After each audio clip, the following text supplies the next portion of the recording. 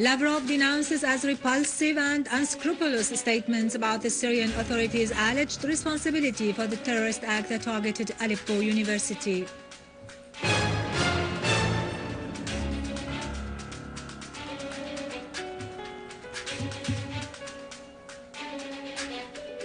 NATO affirms that a political solution is the best for the crisis in Syria and there is no intention for a military intervention in the country.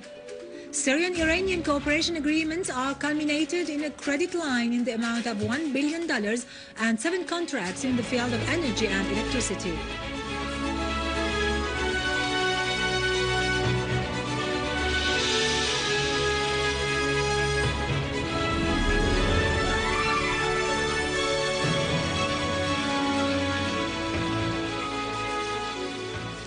Good afternoon, this is Irado Krikorian with the news in English. Russian Foreign Minister Sergei Lavrov strongly criticized the statements on the alleged responsibility of the Syrian government forces for the terrorist attack which targeted Aleppo University, describing them as repulsive and unscrupulous. In a press conference in Dushanbe, the Tajik capital today, Lavrov said the terrorist attack on the university is an immoral act and any talk of Syrian government's involvement is a repulsive one. Responding to a question on the possibility that the difference in interpreting the events in Aleppo could affect the Russian-US relations, Lavrov said, "I cannot understand how a terrorist act could be a pretext for differences," reminding that heads of many countries and the UN described the events in Aleppo as a terrorist act. Head of the Russian-Syrian Friendship Society, Alexander Zasakhov, has stressed the deep and solid friendship relations between the Russian and Syrian peoples, expressing his firm condemnation of the terrorist acts in Syria, the most recent of which was the barbaric explosion at Aleppo University yesterday. During his meeting in Moscow with the Syrian People's Assembly delegation headed by Dr. Faiz Sayer, chairman of the Press, Printing and Publishing Committee at the Assembly, Zasakhov said Syria is exposed to 2 wars, the first a terrorist war in which all kinds of weapons are used, and the second a deceptive, misleading propaganda war. Head of the Russian-Syrian Friendship Society criticized the hostile stance of the Turkish government towards Syria, which harm both the Syrian and Turkish peoples, and suggested activating work with international parliamentary, social and syndical organizations in various world countries, urging them to hold international forums on a wide scale to stand on Syria's side and condemn the terrorist practices against it. Venezuela has denounced the terrorist attack that hit Aleppo University last Tuesday, killing 82 students and citizens and injuring hundreds others, describing it as terrorist and barbaric. Venezuelan Foreign Minister Elias Jawa has expressed on behalf of the Venezuelan government and people his condemnation for this criminal act, extending his condolences to the relatives of the victims who were killed in the attack. UN Secretary General Ban Ki-moon had on his part denounced the terrorist act that targeted Aleppo University. The French news agency has quoted the UN as branding in a statement such attacks as ugly and unacceptable and must stop immediately, pointing out that deliberately targeting civilians is a crime of war. NATO Secretary-General Andres Fogh Rasmussen stressed that the best solution to the crisis in Syria is a political one, pointing out that NATO has no intention to intervene in Syria. He added that the aim was to reach a political settlement to the crisis in Syria. He made it clear that there is no international consensus on Syria, referring the deploying Patriot missiles on the Turkish-Syrian borders is pure defensive.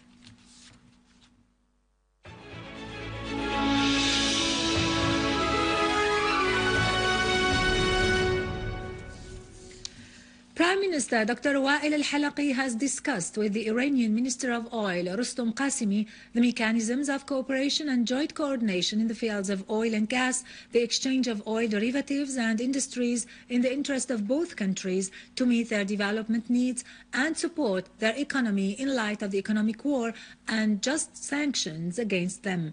The talks were held at the conclusion of the visit paid by Dr. al-Halaqi and the governmental delegation accompanying him to Tehran, where a number of agreements and joint contracts were signed in several domains. Prime Minister Dr. al-Halqi has stressed that Syria is facing a universal war with military, economic and financial support by the forces of tyranny and arrogance in the world, with a view of forcing Syria to abandon its stance and national principles and dealing a blow to the resistance axis in the region. Heading Syria's delegation to the final session of talks held by the Syrian and Iranian sides in Tehran, which was chaired on the Iranian side by the Iranian First Vice President Dr. Mohammad Rida Rahimi, Dr. al-Halqi said the forces hostile to Syria have failed to realize their objectives, affirming that Syria will go ahead in bringing about security and stability and meeting the requirements of its people and armed forces in the face of the forces of hegemony and arrogance in the world, maintaining dialogue and national reconciliation among all its citizens, and starting the reconstruction process, relying in this on its own potentials and the support of its friends. On his part, Rahimi denounced the terrorist acts that target the innocent people in Syria, which are perpetrated by armed terrorist groups supported by regional and international forces. He also denounced the terrorist blast that occurred in Aleppo University last Tuesday. Rahimi reiterated his country's support for a political program to solve the crisis in Syria, as it constitutes the objective and direct basis for solving the crisis through national dialogue and political means. The Iranian Vice President referred to the growing relations of bilateral cooperation between the two countries that reflect their deep and solid ties in all fields. At the conclusion of the final talks, the two sides signed a set of agreements and joint contracts that included the credit facilitation line agreement in the amount of $1 billion between the Commercial Bank of Syria and the Iranian Exports Development Bank. The two sides also signed 7 contracts in the field of power transfer and electric equipment. Minister of Education Dr. Hazwan al-Waz has stressed the importance of cooperation between the ministry and the UNICEF in light of the current circumstances in Syria. During his meeting with the UNICEF representative in Syria, Mr. Youssef Abdel-Jalil, Dr. Hazwan al-Waz said 60 schools were rehabilitated and 107 school clubs were opened in a number of governorates. The minister surveyed the damages inflicted on the education sector by the terrorist groups. On his part, Mr. Abdel-Jalil praised cooperation between the two sides, denouncing the ugly crime committed against Aleppo University. The Minister of Higher Education and Damascus University have observed a minute of silence in mourning of the martyrs of Aleppo University. Minister of Higher Education Dr. Wa'il Ma'alla carried out an inspection tour to be briefed on the process of exams and the atmosphere in a number of faculties at Damascus University. He affirmed that the teaching process and scientific research, as well as the set exams, would continue in defiance of terrorism. Damascus University students, on their part, denounced the assault against teaching institutions and scientific cadres, affirming that the martyrs of Aleppo University will remain torches on the road of victory. On the other hand, 100 male and female students from the Syrian Students' National Union in Aleppo have taken part in the rehabilitation, cleaning and reconstruction works after the damage caused by the terrorist explosion that targeted Aleppo University and its dormitories last Tuesday. Head of the Aleppo branch of the Students' National Union said this initiative affirms the Aleppo students' resolve to continue their learning process at the university and to rehabilitate it so that the students would be able to run their exams. Workshops from the Aleppo City Council and volunteers from the Syrian Students' Union removed the ruins inside the university's 9th unit and in surrounding streets and squares.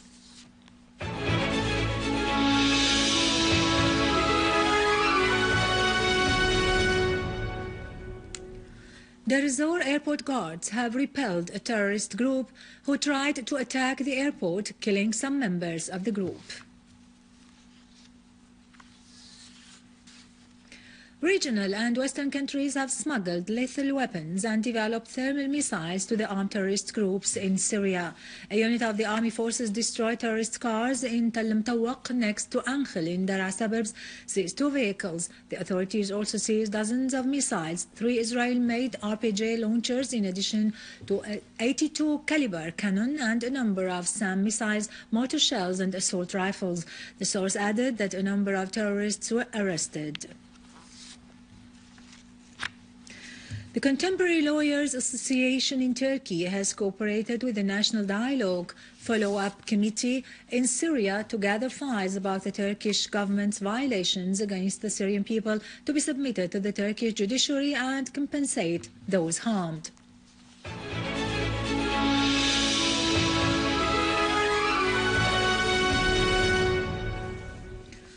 The Israeli occupation forces demolished at midnight last night the Sun Gate camp set up by Palestinians about a week ago on lands that the Israeli troops threatened to seize east of Jerusalem. The Wafa news agency quoted the Palestinian Popular Resistance Committee's news that large numbers of Israeli soldiers arrived in the region and they brought with them bulldozers and started the demolition and dismantling operations after the Supreme Court of the occupation yesterday issued a ruling allowing this. The court also issued a decision to bar Palestinians from reaching the camp. It is to be noted that dozens of Palestinians set up the Sun Gate camp on the 11th of this month in response to the policies of the acquisition of territory pursued by the Israeli occupation authorities to build thousands of settlement units. In Iraq, terrorists unleashed a string of bomb attacks, mainly targeting pilgrims across Iraq today, killing at least 22 people and extending a wave of deadly bloodshed into a second day.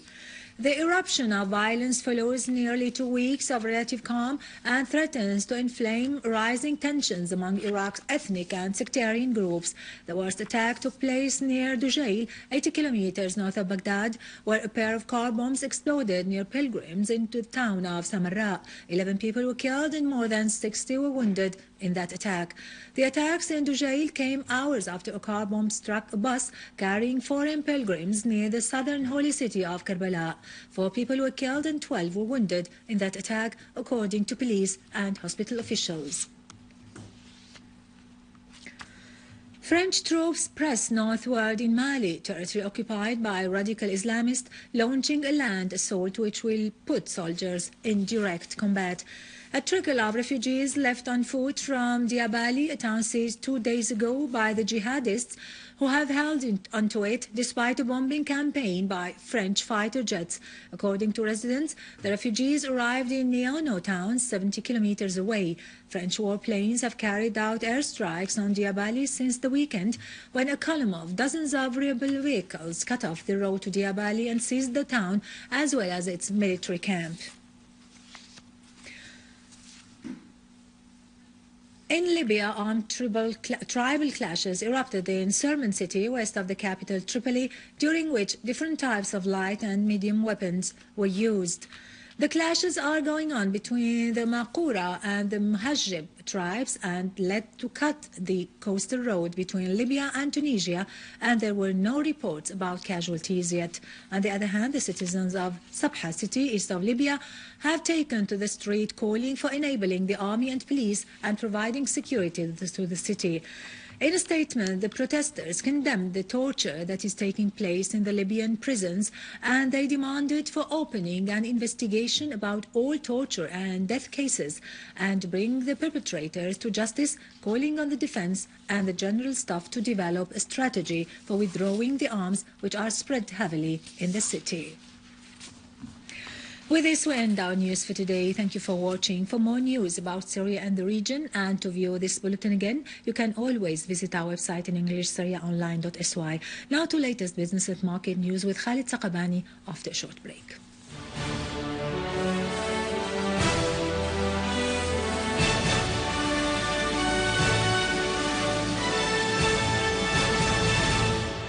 Ladies and gentlemen, good afternoon. The Minister of Electricity, Engineer Imad Khamis, made a statement saying that the contract signed included a €50 million, 650 million megawatt electric power project in the coastal area of Syria. The new power plant will run on diesel fuel and on gas, pointing out that the Iranian side will fund the establishment. Regarding the issues of the exchange of power with Iran, the minister said that the Iranian side will coordinate with Iraq to carry out the projects of transferring electricity to Syria and overcoming the obstacles hindering this.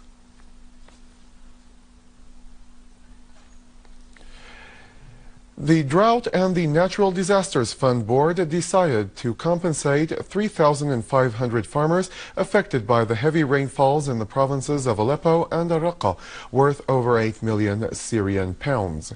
The Minister of Agriculture and Agrarian Reform noted the need to deliver the money to the beneficiaries in a timely manner, indicating that the ministry is keen on compensating all the affected farmers in the rest of the provinces. The minister stressed that the ministry is still doing all that it can to secure the production, asserting that the support issue, which is one of the fundamental constants that cannot be abandoned. The fund manager also said that the management is in communication with the farmers and these compensations will be delivered to the eligible people, stressing that the subcommittees in the provinces are estimating the damage. The Director General of the Competition and Monopoly Prevention announced that the committee is helping the national economy by monitoring the markets and the prices in addition to the availability of the basic foodstuff. He added that after looking into the markets, some problems were located. The committee sent many proposals to the Council of Ministers to address them. Many instructions were also given to the Ministry of Transportation and to the transport agencies to work on securing the goods and the foods to all the provinces in order to put an end to the producers' exploitation and to promote the free competition in the interest of the consumers. Oil traded near the highest level in 4 months in New York as the surprise dropped in the U.S. crude inventories, continuing the concerns that the global economic recovery may falter a curb for the fuel demands.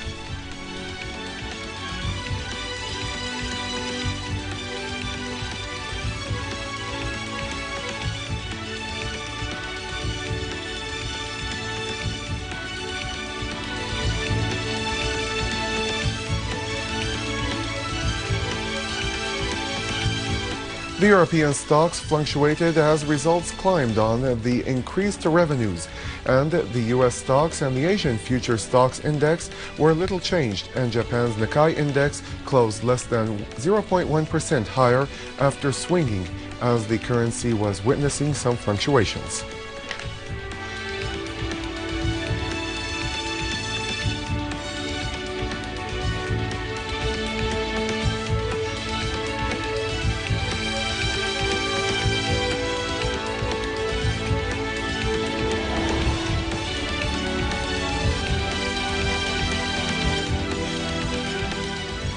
The gold prices swing between gains and losses today as the precious metals consolidated following their recent stretch of gains. The spot price of the gold held in a relatively narrow range.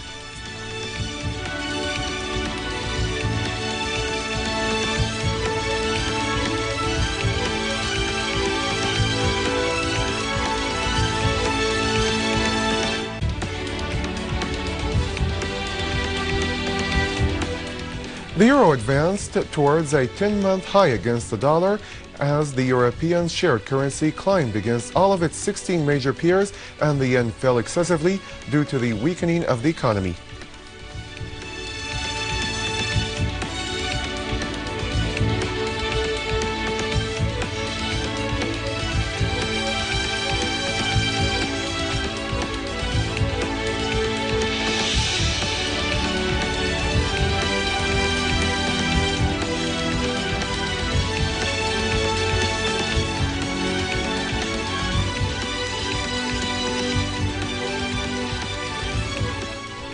With this, ladies and gentlemen, we have reached the end of our news bulletin for today. Thank you for joining us.